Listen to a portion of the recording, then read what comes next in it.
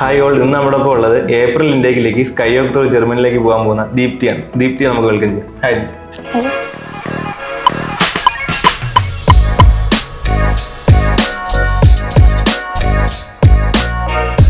അപ്പോൾ plus two കഴിഞ്ഞ് ജർമ്മനിലേക്ക് പോകാൻ നിൽക്കുകയല്ലേ. അപ്പോൾ എപ്പോഴാണ് അബ്രോഡ് പോയി പഠിക്കണമെന്ന് തീരുമാനിച്ചത്? ഞാൻ പ്ലസ് ടു കഴിഞ്ഞ് എന്ത് ചെയ്യുന്നു ഇങ്ങനെ അറിയാതിരിക്കുമ്പോഴാണ് എൻ്റെ ഫ്രണ്ട്സൊക്കെ നേഴ്സിംഗ് ഹൗസ് ബിൽഡിങ്ങിനെ പറ്റി ജർമ്മനി ചെയ്യുന്നതിനെ പറ്റിയൊക്കെ പറയാൻ തുടങ്ങിയത്. അപ്പോൾ ഞാനതിനെപ്പറ്റി അന്വേഷിച്ചപ്പോൾ എനിക്കതൊരു നല്ല ഓപ്ഷനായി തോന്നി.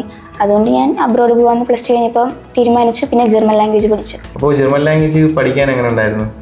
ജർമ്മൻ ലാംഗ്വേജ് പഠിക്കാൻ കുഴപ്പമില്ല, കുറച്ച് ടഫാണ് ആദ്യമൊക്കെ. പക്ഷേ നമ്മൾ അതിനനുസരിച്ച് എഫേർട്ട് ഇട്ട് കഴിഞ്ഞാൽ അത് നമുക്ക് ക്രാക്ക് ചെയ്യാവുന്നേ ഉള്ളൂ.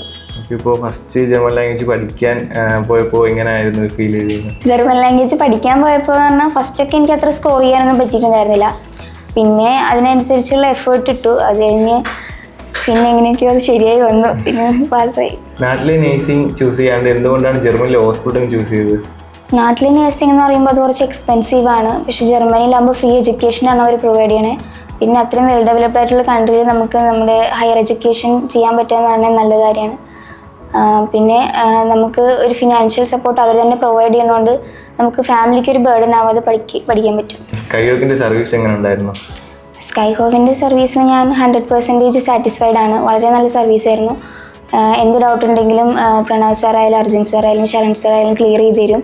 നമുക്ക് ഒരു ടെൻഷൻ അടിക്കേണ്ട ഒരു സിറ്റുവേഷൻ വന്നിട്ടില്ല. എപ്പോഴെങ്കിലും റിഗ്രറ്റ് തോന്നിയിട്ടുണ്ടായിരുന്നു സ്കൈ ഹോക്കിൽ പ്രോസസ്സിംഗ് തരണ്ടായിരുന്നു? എനിക്കങ്ങനെ തോന്നിയിട്ടില്ല. കാരണം എനിക്ക് ഫുൾ മൊഡ്യൂൾ പാസ്സായി 1 വീക്കിനുള്ളിൽ തന്നെ എനിക്ക് ഇൻ്റർവ്യൂ സെറ്റായി. അത് കഴിഞ്ഞാൽ ഉടനെ പാസ്സായി എന്ന് പറയുകയും ചെയ്തു. പിന്നെ പ്രോസസ്സിങ്ങിന് ഒരു 3 to 4 months എടുത്തുള്ളൂ. അതുകൊണ്ട് എനിക്കങ്ങനെ റിഗ്രറ്റിൻ്റെ ഒരു ടൈം എടുത്തില്ലായിരുന്നു. അതിനുള്ള ടൈം ഉണ്ടായില്ല. അപ്പോൾ പ്രോസസ്സിങ്ങിനായിട്ട് എത്ര ടൈം എടുത്തു? എനിക്ക് സ്കൈ ഹോയിൽ പ്രോസസ്സിങ്ങിനായിട്ട് ഒരു 3 to 4 months ആണ് എടുത്തത്. ഞാൻ വേറെ പല ഏജൻസിയിൽ അന്വേഷിച്ചപ്പം അവർ 6 months ഒക്കെയാണ് പറഞ്ഞിരുന്നത്. ഇവിടെ ആകുമ്പോൾ നല്ല പെട്ടെന്ന് എനിക്ക് പ്രോസസ്സിംഗ് ഒക്കെ കംപ്ലീറ്റ് ചെയ്യാൻ പറ്റി. പെട്ടെന്ന് കിട്ടുമെന്ന് പ്രതീക്ഷിച്ചിരുന്നു? ഇല്ല, ഇത്രയും പെട്ടെന്ന് കിട്ടുമെന്ന് ഞാൻ പ്രതീക്ഷിച്ചില്ല. അതാണ് സ്കൈ ഹോയിൻ്റെ സർവീസ് വളരെ സാറ്റിസ്ഫൈഡ് ആണെന്ന് ഞാൻ പറയാൻ കാരണം. വിസ പ്രോസസ്സിംഗ് എങ്ങനെ ഉണ്ടായിരുന്നു? വിസ പ്രോസസ്സിംഗ് വിസയിൽ VFS ഡേറ്റ് എടുത്തു തന്നതും ഒക്കെ ഇവിടെ നിന്നാണ്. നമുക്കൊരു ടെൻഷനും കൂടാതെ എല്ലാ ഡോക്യുമെൻറ്റ്സും ഇവർ തന്നെ അയച്ചു തന്നു. അതുകൊണ്ട് എനിക്കൊരു ടെൻഷനും കൂടാതെ VFSനെല്ലാം സബ്മിറ്റ് ചെയ്യാൻ പറ്റി. സ്കൈ ഹോക്കിനെ ആർക്കെങ്കിലും റെഫർ ചെയ്യുമോ? ഓഫ് കോഴ്സ് ഞാൻ എൻ്റെ ഫ്രണ്ട്സിന് എന്തായാലും സ്കൈ ഹോ റെഫർ ചെയ്യും. കാരണം നല്ല ഏജൻസിയാണ്, ട്രസ്റ്റബിൾ ആണ്. Okay, thank you. ഇത് നിങ്ങളിൽ നിന്ന് ഇങ്ങനെ ഒരു പോസിറ്റീവ് കേൾക്കുമ്പോഴാണ് നമുക്കും ഹാപ്പി ആവുന്നത്. അപ്പോൾ ഫ്ലൈറ്റ് നാളെയാണല്ലേ? അതെ. അപ്പോൾ നാളെ തന്നെ ഫ്ലൈ ചെയ്യാതിരിക്കുകയാണ്. അപ്പോൾ ഹാപ്പി ജേർണി. Thank you.